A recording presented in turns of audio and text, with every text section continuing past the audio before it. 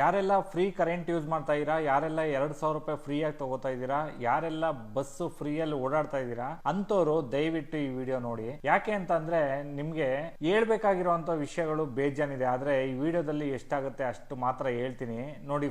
Free ಅಂತ ಅನ್ಕೊಂಡೋದ್ರೆ next ಓಡಾಡ್ಬೇಕಾಗಿರೋ road ಈ ತರ ಇರುತ್ತೆ. ಮೂಲಭೂತ ಸೌಕರ್ಯನೇ ಸರಿ ಇರಲ್ಲ ಅಂತ ಅಂದ್ಮೇಲೆ ಇನ್ನ ಯಾವ ಸರ್ಕಾರ ಬಂದು ಏನ್ ಪ್ರಯೋಜನ? ನಾನು ಇದೊಂದೇ ಸರ್ಕಾರ ಅಂತ ಹೇಳ್ತಾ ಇಲ್ಲ, ಯಾವುದೇ ಸರ್ಕಾರ ಬರ್ಲಿ ಮೂಲಭೂತ ಸೌಕರ್ಯಗಳನ್ನ ಕರೆಕ್ಟ್ ಆಗಿ ಕೊಡ್ಬೇಕು. ಓಡಾಡಕ್ಕೆ ರೋಡ್ ಕೊಡ್ಬೇಕು, ರೋಡ್ ಅಲ್ಲಿ ಬೆಳಕಿರ್ಬೇಕು, ಮನೆ ಹತ್ರ ಬೆಳಕಿರ್ಬೇಕು, ನೀರಿನ ವ್ಯವಸ್ಥೆ ಇರಬೇಕು, ಒಳಚರಂಡಿ ಇರಬೇಕು, ಮತ್ತೆ ಚರಂಡಿಲಿ ನೀರು ಹೋಗ್ಬೇಕು, ಮಳೆ ನೀರ್ ಬಿದ್ರೆ ಹೋಗಕ್ಕೆ ಜಾಗ ಇರಬೇಕು.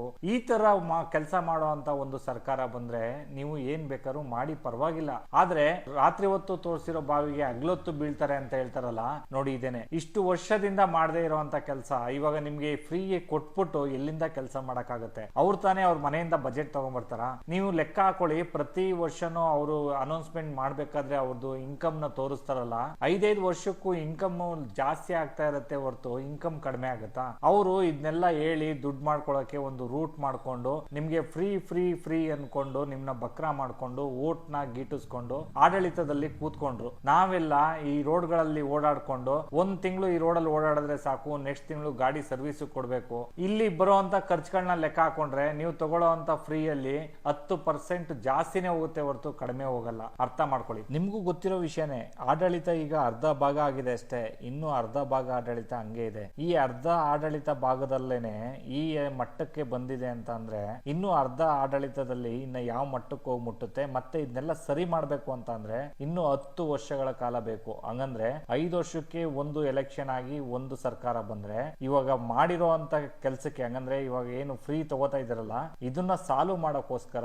ಇನ್ನು 10 ವರ್ಷ ಬೇಕಾಗತ್ತೆ. ಇದು 100% ಸತ್ಯ. ಇದೆಲ್ಲ ಮುಚ್ಚಿಟ್ಟ ಒಂದು ಗುಟ್ಟು ರಟ್ಟಾಗ್ಬೇಕು ಅಂತ ಅಂದ್ರೆ ಎಂಡ್ ಆಫ್ ದ ಡೇ ಅಂತ ಹೇಳ್ತಾರಲ್ಲ, ಅವತ್ ಬರುತ್ತೆ. ಅವತ್ತೆಲ್ಲ ನ್ಯೂಸ್ ಅಲ್ಲೂ ಬರುತ್ತೆ, ಏನೇನೆಲ್ಲ ಸಾಲ ಆಗಿರುತ್ತೆ, ಎಷ್ಟು ಕೋಟಿ ಸಾಲ ಬಂದಿರುತ್ತೆ ನಮ್ಮ ಕರ್ನಾಟಕದ ಮೇಲೆ, ಅದೆಲ್ಲ ಆಚೆ ಬರುತ್ತೆ. ಆದ್ರೆ ಸ್ವಲ್ಪ ಏನ್ ಮಾಡಕ್ಕಾಗಲ್ಲ, ಮಾಡಿದುಣ್ಣೋ ಮಾರಾಯ ಅಂತಾರಲ್ಲ, ಹಂಗೆ ಫ್ರೀ ಆಗಿ ತಗೊಂಡಿದ್ದೀರಿ, ಅನುಭವಿಸ್ಬೇಕು. ಮಹಾರಾಷ್ಟ್ರ ಕೊಲ್ಲಾಪುರಲ್ಲಿ ಯಾರು ಹೆಲ್ಮೆಟ್ ಹಾಕೊಂಡು ಓಡಾಡಲ್ಲ, ಅಲ್ಲಿ ಪೊಲೀಸರು ಕೂಡ ಫೈನ್ ಹಾಕಲ್ಲ ಹೆಲ್ಮೆಟ್ ಹಾಕಿಲ್ಲ ಅಂತ ಕೇಳೋದು ಇಲ್ಲ. ಯಾಕೆ ಅಂತಂದ್ರೆ ಅಲ್ಲಿ ಜನ ಒಗ್ಗಟ್ಟಾಗಿ ನಿಂತ್ಕೊಂಡು ನೀವು ರೋಡ್ ರೆಡಿ ಮಾಡಿಸಿ ಆಮೇಲೆ ಹೆಲ್ಮೆಟ್ ಹಾಕೋತೀವಿ ಅಂತ ಹೇಳಿ ಯಾರು ಹೆಲ್ಮೆಟ್ ಯೂಸ್ ಮಾಡ್ತಾ ಇಲ್ಲ. ಬೇಕಾದ್ರೆ ಹೋಗಿ ನೋಡ್ಕೊಂಬನ್ನಿ ನನ್ನ ಮಾತು ಸುಳ್ಳಾದ್ರೆ. ಅದೇ ಜನಗಳ ಒಂದು ಒಗ್ಗಟ್ಟು ಅಂತ ಹೇಳೋದು. ಒಗ್ಗಟ್ಟಾಗಿದ್ರೆ ಯಾವ ಸರ್ಕಾರಕ್ಕೆ ಬೇಕಾದ್ರೂ ಪ್ರಶ್ನೆ ಕೇಳ್ಬೋದು. ಇಲ್ಲಿ ನೀವು ಫ್ರೀಯಾಗಿ ಎಲ್ಲಾನು ತಗೊಂಡ್ರೆ ಯಾವ ಸರ್ಕಾರಕ್ಕೆ ಅಂತ ಹೋಗಿ ಪ್ರಶ್ನೆ ಮಾಡ್ತೀರಾ? ಪ್ರಶ್ನೆ ಮಾಡಿದ್ರು ಕೂಡ ನಿಮ್ಗೆಲ್ಲ ಫ್ರೀ ಕೊಟ್ಟಿದೀವಲ್ಲ ಅಂತ ಹೇಳಿ ರೀಸನ್ ನ ನಿಮ್ ಬಾಯಿ ಮುಚ್ಚಿಸ್ತಾರೆ ಹೊರತು ನಿಮ್ಗೆ ಪ್ರಾಬ್ಲಮ್ ಆಗಿರೋದನ್ನ ಕ್ಲಿಯರ್ ಮಾಡಲ್ಲ.